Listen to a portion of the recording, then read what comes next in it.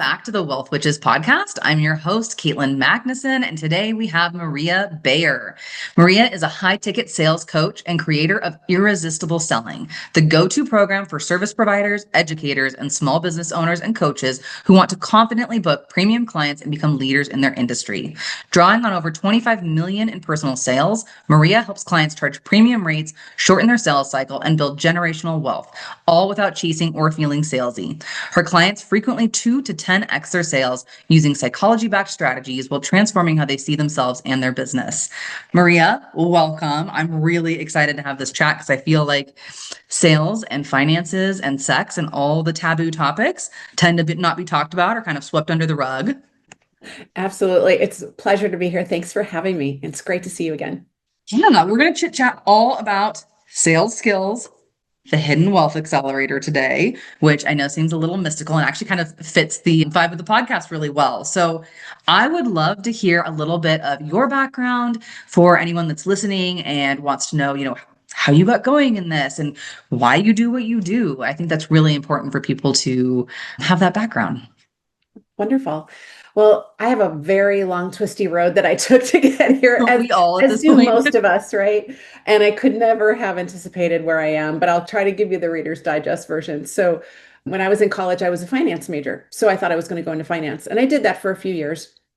And I hit a ceiling, right? I kind of hit that ceiling of, oh, if I work harder than everybody else, I'll still get the same raise as everybody else. And at this rate, I'm going to make $100,000 in like 195,000 years. So I did the math and I was like, okay, what can I do? And I decided I wanted to go into sales. And my father was in sales, but I didn't want to do what he did.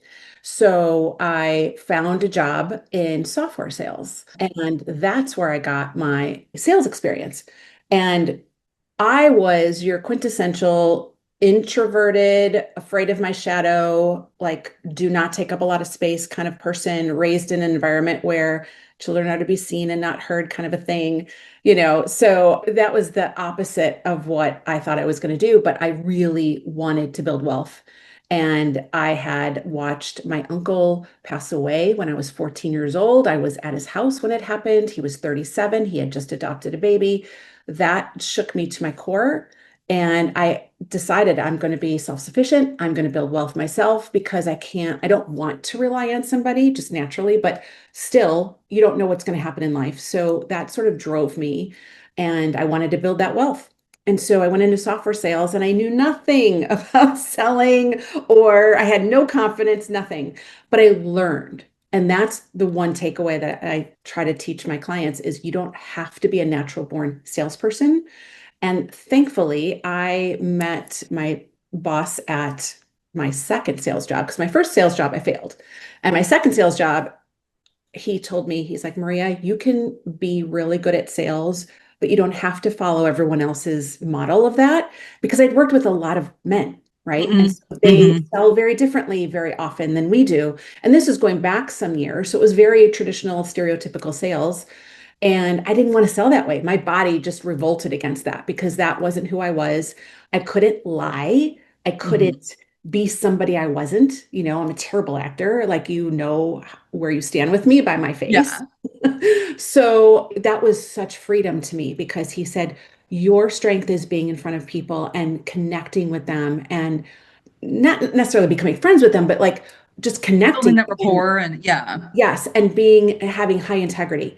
And that was the permission I needed to be able to like step into a way of selling that felt good to me, where I could sleep at night and I could also make a lot of money. Mm-hmm. Then I had this epiphany one day that, I was wondering, why are my results not really, they were up and down, right? Up and down. And I had this epiphany when I was in the car driving to work one day, and I realized that, oh my God, I still have a mindset that selling is slimy. And so I realized that I was self-sabotaging. And back then, when this happened, I won't say the year, but this was long before anybody was talking about mindset or any of those things. So literally, but you know how you know things as truth, even if you've never heard them before, they just feel right in your body.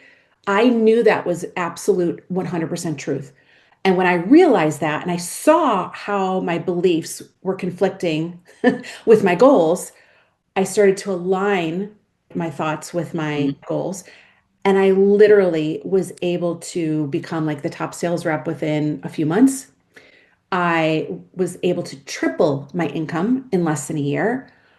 So that $100,000, I blew past that, right? That could have been 10 years down the road, but I blew Mhm. past that. And then, long story short, I went on to book about 25 million in sales. So I became really good at sales, being an introvert, doing it a way that was very unstereotypical. And Right. so, long story short, I quit software and my planner called me and said, I think I want to hire you to like maybe write an elevator pitch for me. And when I started talking to her, I'm like, you know what? I think what you need is some sales training. And so I had a course for interior designers at the time. I said, let me modify it and let's see if this works for you. And I charged her many thousands and thousands of dollars. And she did so well that they doubled their prices. They started like Yeah. everybody was booking clients. Now, fast forward, she's one of my coaches in my program and she's helped me like spread the word. And now my clients are all over the world, mostly in the US, but all over the world. And we're changing lives with what we're doing. And if you It's had so ever cool. asked me 100 years ago that this would be my life, I would have said, no way, no way. Yeah, from finance to where you are now. Mhm. Definitely, yeah, an interesting career path. I know mine took a lot of zigs and zags along the way for sure. I Yeah. feel like a lot of the entrepreneurs I talk to have. So, our topic today, where would you start with saying that sales skills are the hidden wealth accelerator for individuals that are listening right now? Yeah, sales is the biggest hidden wealth accelerator that you can have because the way we teach sales is basically how do you take inquiries from an inquiry to a booking, right? So how do you have that conversation? And for us, it's a conversation. We're not talking necessarily online sales in terms of like buying something in a store necessarily. We're talking about like how do you like talk to somebody that's interested in what you have to offer? How do you ask them the right questions and get them to a point where they say, yes, this is for me, or no, it's not. And the way we teach that, sales is something, when you're a business owner, there's no shortage of things that you should be doing in your business, right? And with social Truly. media, they're reminding you of that on the daily. Like you should be doing this and you should be doing that and you should be doing, all these things. And so people get so overwhelmed. I mean, no shock there. Yeah. So what I love about what I teach is that I could teach you something today that you could go out and use today and book Yeah. a client. You could literally make money today based on what I'm telling you. And my clients have done that. Like I have testimonial after testimonial after testimonial of people doing that. So what I love about it is it's an immediate ROI, right? So that left brain part of me, that finance girl in Mhm. me, loves that because it's immediate gratification and you are making an ROI on your investment, right? Whether that's an Right. investment of time watching a webinar or you invested in my program and you're trying to get an ROI from that. So I want you to get an immediate ROI, but I also believe that when you learn how to sell in a way that feels really good to you, it will help you raise your fees, Mm. right? And the sooner you do that, you can't unring that bell. Once you get paid, like let's say, just sake of argument, you're selling a service and you're charging $2,500. Mhm. If I teach you how to sell that for $5,000 and you book clients doing that and it feels good, will you ever go back to 2,500? Hopefully Never. not. Yeah, because it Hopefully wouldn't not. feel good. Yeah. Hopefully not. But you can't unring that bell. Yeah. So it's like asking, would you rather win the lottery today or 20 years from now? If I Right. can teach you how to charge more today, you raise your wealth ceiling today and forevermore. Mhm. So it's like compound interest. It's the same principle as compound interest. Invest, if you've got $1,000 invested today, the best time to plant a tree is, 10 years 20 ago, the years ago or next whatever. best, Yeah. Yeah. right? Same thing with compound interest. Invest your money today. The best and most ongoing ROI and exponential ROI you can get is learning how to sell yourself because I don't care if you have a business or not, you are selling your ideas, your beliefs, your convictions, or your products. It doesn't matter. You're always selling something. And if you Mhm. don't think that you're selling, if you are a parent, take a look at your children. They are selling you every day and they are really good at it. Mommy, can we go to Disneyland? Mommy, can I stay up later? Mommy, let's go out for ice cream. They're constantly selling you, asking you for what they want and getting it most of the time. So, Fair. Do you have an action tip that you can give anyone that's listening right now so that they could get one of those little wins or get one of those ROIs and really start some momentum?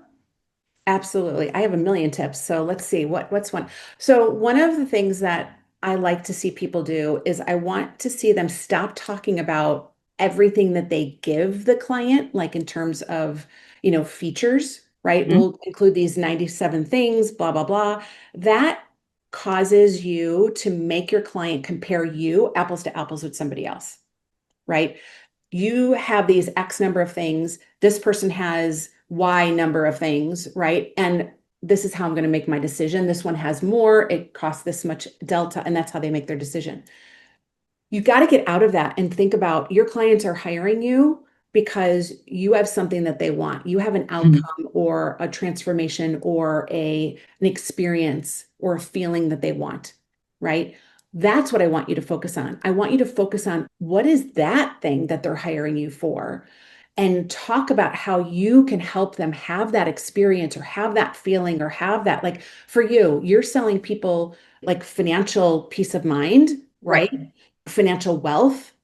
What will it feel like to have all of your finances in order? What will it feel like for you to be able to confidently know it's okay, I can have that vacation because I know I've done all the planning and this isn't going to hurt me. Like I can actually Mhm. enjoy it. How many times do we do things and we feel like we can't enjoy it because we kind of feel guilty about it?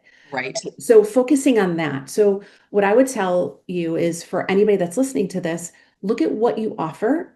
And it's never the service of what you offer, right? Mhm. It's think of the benefit of the benefit, right? So if you are, I know you have a lot of wedding pros in Yeah. your audience. So if you're a planner, right, you're selling an experience, you're selling memories, Mhm. right? You're selling memories. If you're doing like corporate events, it may not be necessarily the memories of the corporate events, but it could be what's the goal of that event? The goal is to maybe raise money. The goal is maybe to raise awareness. Maybe it's to help our employees feel seen and heard and Mhm. valued, right? So that's what I want you to be focusing on, not the logistics of the day, but what is that benefit of the benefit that you're Mhm. giving somebody?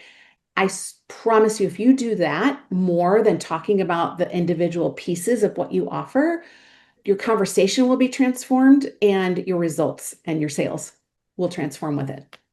I think that is such a good point to leave them with to go update because I know on both sides, both as the service provider and the potential client, I've fallen into the trap of comparing apples to apples or, apples to oranges Mhm. versus when someone's able to really paint that picture for me. Mhm. There is still, in my mind, there's budgetary constraints that come in, right? And maybe you ended up with a lead that wasn't qualified or they're just not the right fit for you. However, I think being able to have the conversation of what is the outcome, we provide peace of mind, we provide decreased financial anxiety. Like there are so many benefits that come up. I had someone that I spoke with this week who literally said, because of you guys, my husband and I are going on a honeymoon in France last year because we got married during COVID and we couldn't afford to go. My husband had taken out a huge personal loan just to be able to pay our bills. All of that is paid off. We're slowly rebuilding our retirement, and I get to go take him to France, and I'm so excited. Thank you so much. And I feel like she gave us way more credit than we deserve for that, but also at the same time, like she took the action and did the things that we Right. provided her the information for, but she didn't have that. She didn't have the confidence. She didn't have a clear roadmap or an action plan. And having all of that has allowed over 4 years this huge transformation for her. And it's Mhm. so on my side, it's very selfishly satisfying. I want to see people succeed. I want to see people live these Absolutely. really, especially women, live these really fulfilling, just aligned, exciting lives. And I know that that was one of the points that you wanted to chat about was I'm going to skip a little bit here for a second, but I talk a lot about money and wealth as being a tool to be our most authentic human. And I did want to chat about your take on sales as freedom. You echoed everything that not only I feel, but I've been espousing and preaching for years. And to me, having wealth, right? And sales is a vehicle for wealth, right? That's my gift is to help people, especially people who don't think of themselves as a salesperson, right? Or Right. that don't think of themselves as like truly outgoing or somebody that's naturally born, good at sales. Sales is a tool, a vehicle to build wealth. But it's so much more than that too, because when people get good at sales, you become more confident, right? And when you learn to like ask for what you want, you learn to ask for the sale, you learn to ask for the value that you're Hmm. providing. And usually that means asking for more than what you're currently charging, Yeah. right? It seeps into every area of your life, right? You become more confident. You show up differently in other areas of your life. So when you ask for what you want, one of the things I hear so much from my clients is my confidence is so much greater now. And Hmm. now I'm doing all these other things in my life that I didn't have the confidence to do before, right? Because when you see that you could be successful at something that you never thought you could be, it really gives you that push where you can show up bigger. You can show up more confidently in other places and believe that you belong in those rooms and Hmm. give you those tools and that those resources to make a bigger impact. If more women had more money, we could make a bigger impact, right? And I believe the same thing you believe. Money amplifies who you already are. So if you're already a jerk, you're just going to be a bigger jerk. But if Right. you are a good person, you can give so much more from a full cup than an empty cup, right? Hmm. Put on your own oxygen mask first. I truly believe in that. And so the more wealth that we can build as women, the more good we can do, the more options we have. And for me, it was so primal in the beginning because I watched my uncle, what happened to my uncle, Right. watched what happened to his family. And thank God he had a life insurance policy and that helped her, maintain a life, but it really impacted me. And so Right. when I talk to my clients, it's more than just sales. It's about what that does for them. It's like, where else can you show up in your life? What else can you do to give yourself freedom, to give yourself security, right? To put away for your kids' college tuition, Hmm. or just be able to take that once in a lifetime trip, or take that honeymoon that you weren't able to take, or pay off your parents' home, right? I've Right. had so many of my clients pay off their loans, their student loans, buy houses, pay off their mortgages. Like these are big life things. That's a big deal. And to me, that matters more than the actual numbers Hmm. themselves.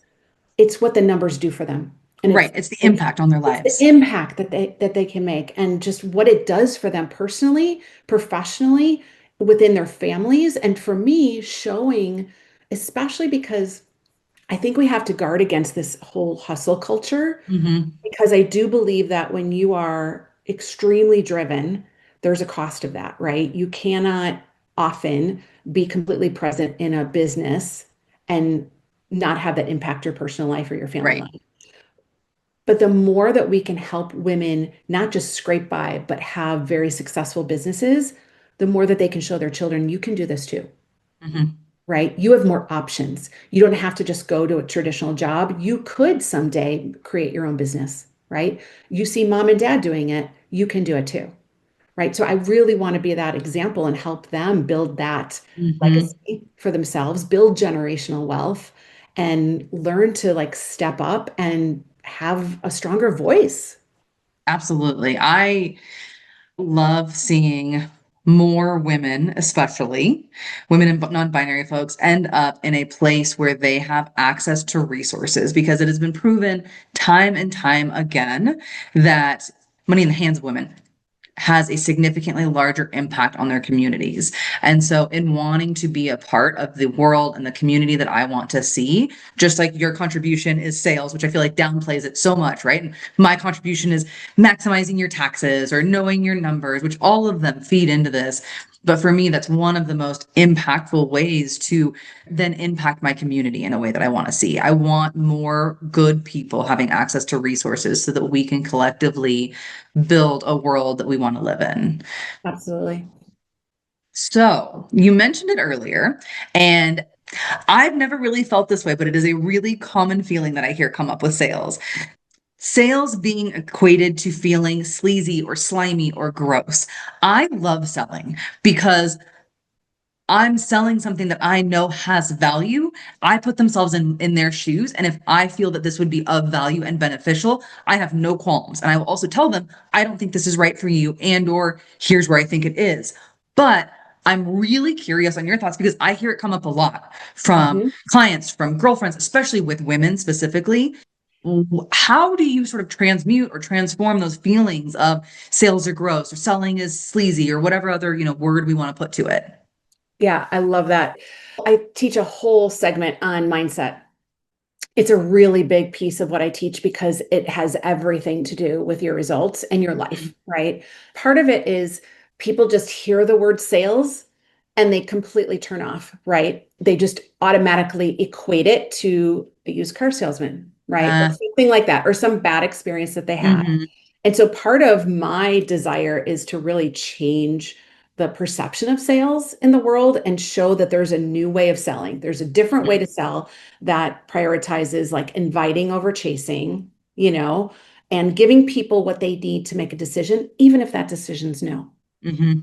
I'm okay with someone telling me no. I just don't want you to be on the fence. If you're on the fence, that tells me I did not do my job in asking you the right questions and getting you to a decision point.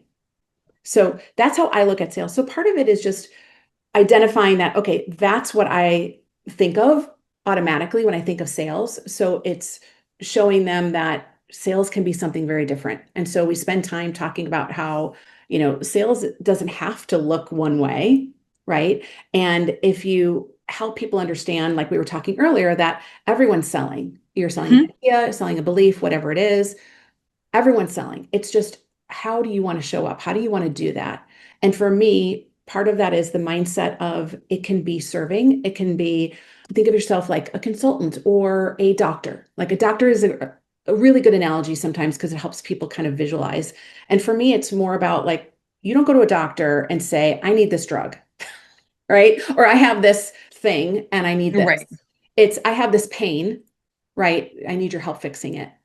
Your clients come to you because you have something that they need or want. Mhm. So it's your job to ask them the right questions to diagnose what that need is. And if you are the right person to solve that need, right? So just like a doctor might say, you know what? You came in here for knee pain, but I'm a shoulder guy or girl, I need and to you need refer to go to you. this guy Yeah. over here or girl and help you with this. Or, you know what? I know exactly what your issue is. This is how I can solve it. And this is how you're going to feel afterwards. Hmm. That's what we're doing. That is literally, if I had to like distill it, that's what you're really doing Yeah. when you're selling, quote unquote. So that to me is part of the mindset shift and the fact that there's a lot of things that you can unpack. Like I try to ask people, like, what's the thoughts going on in your head? And a lot of times it can be things like, this is really easy for me, and why should I charge so much for it for something I can do quickly or easily? Mm-hmm. Or the Downplaying the people that can't value. Yeah. afford it, right? And what do I do for people that can't afford it? And who am I to be charging this much money? Or I haven't been in business long enough, or as long as somebody else that's charging this. And my argument always is, but you don't know how they decided what to charge. They're charging typically based on their belief in their self-worth or lack thereof. So why would you base your prices on someone else's belief in themselves or lack thereof?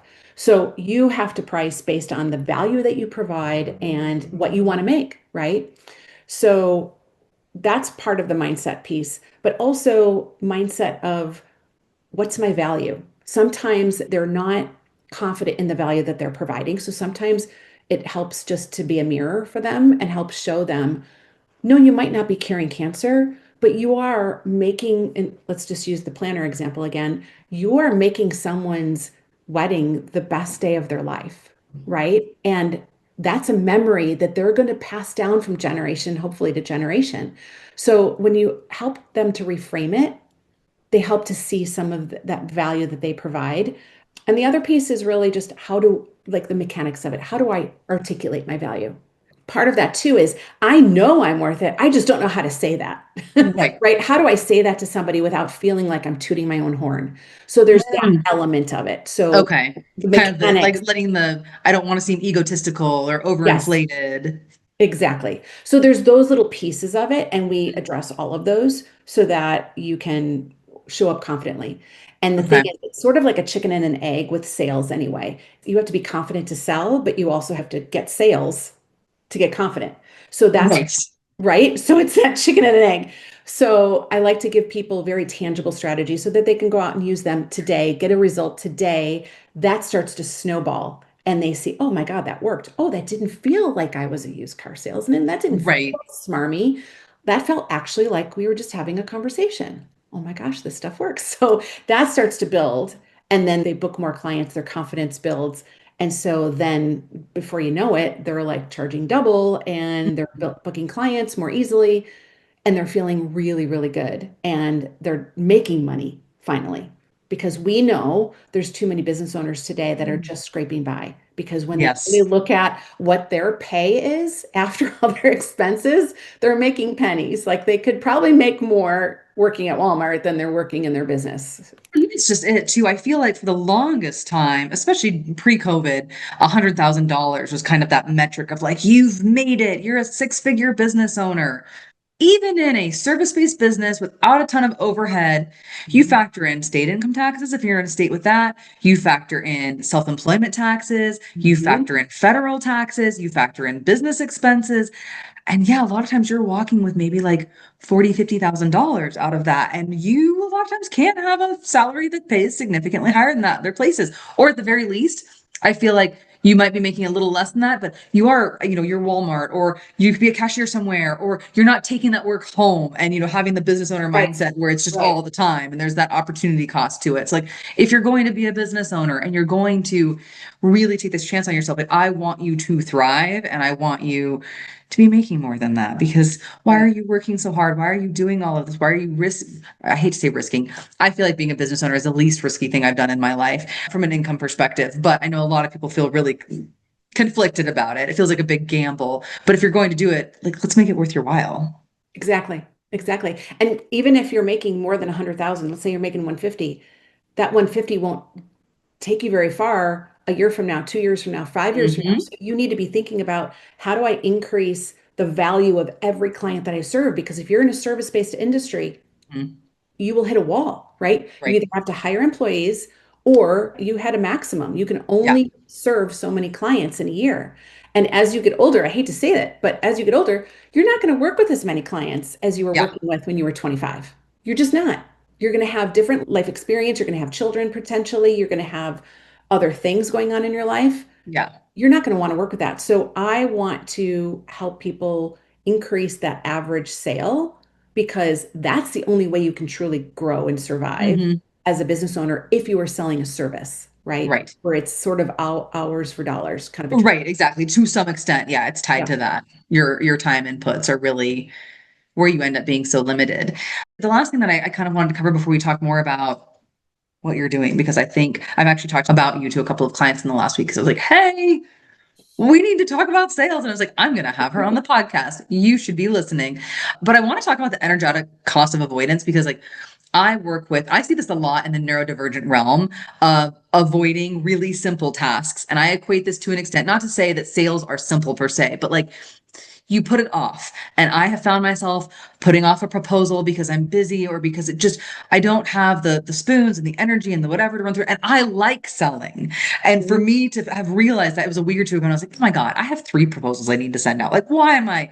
And I do a gut check of, is it that I don't want to work with them? No, that's not it. Because every now and then I feel like those will slip in where you're like, maybe there's something deeper here. And like, I don't actually want to be doing this. But I think this plays to your compound interest chat earlier.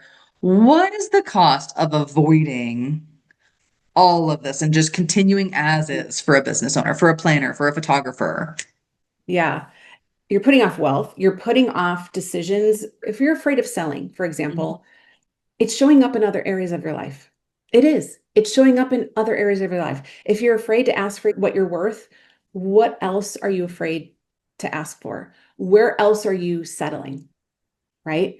And I realized that in my life. Like when I realized that mindset connection, Mhm. I was like, oh, I can see this manifesting in other areas of my life. Because the phrase, how Yeah. you do one thing, you do everything. Hmm. There's no container, right? There's no container that says how you do this in business is Is completely just here. separate Yep. from everything else in your life.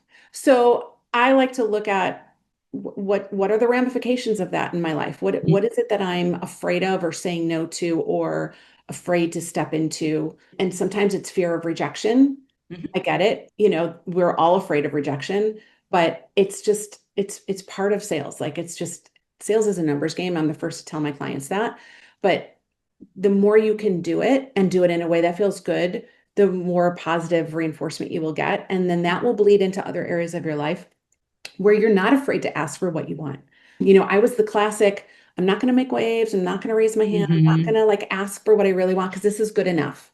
But when you realize that settling for good enough is really limiting, it's really dimming your light. I don't want to have a good enough life.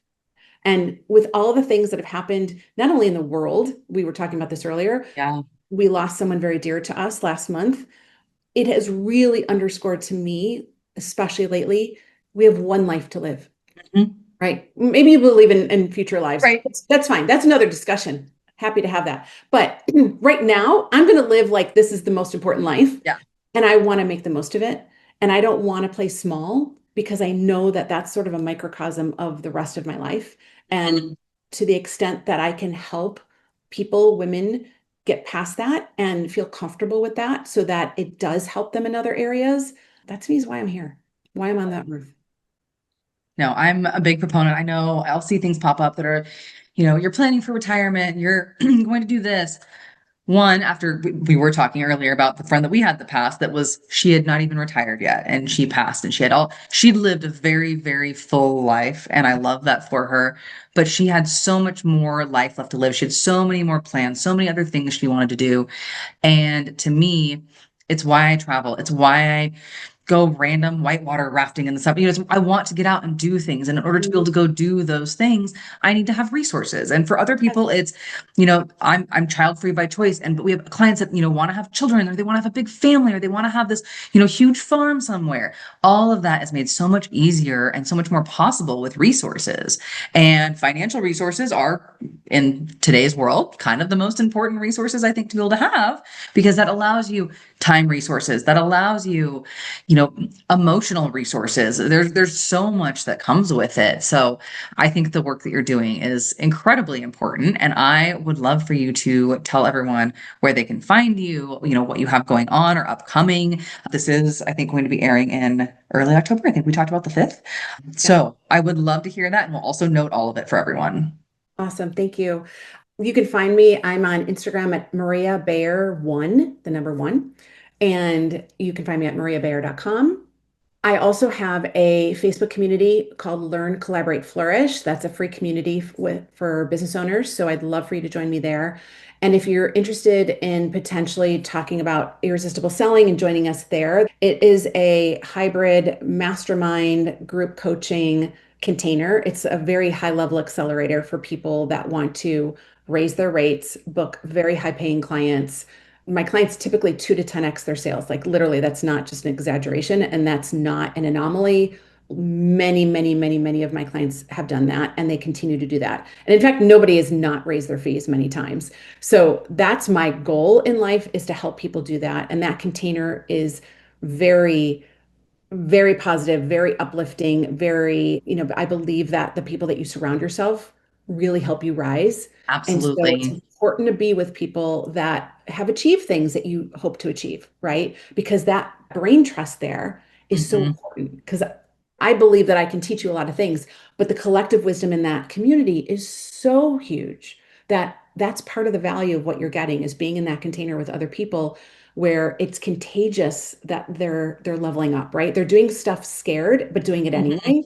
And when Hmm. you have a community around you, I think that's one of the hidden benefits of having like a group community as opposed to one-on-one coaching is when you hear the voices around you saying, "Yes, girl, raise your price.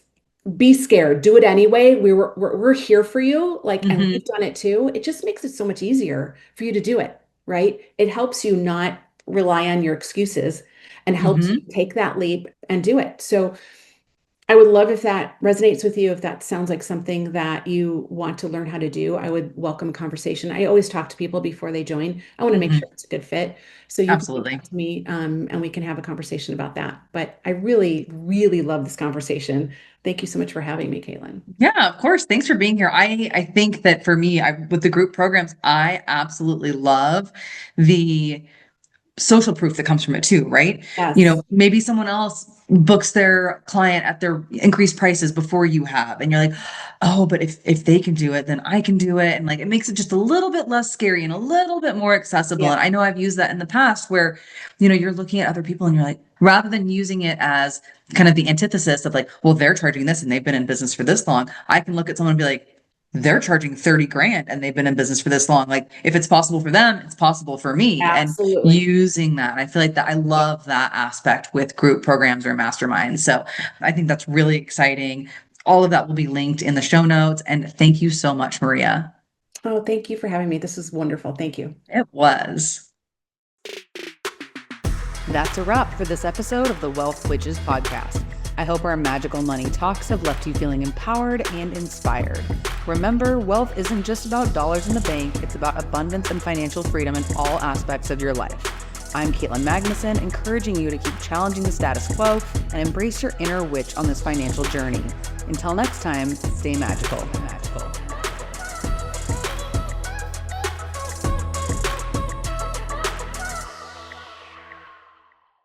It was.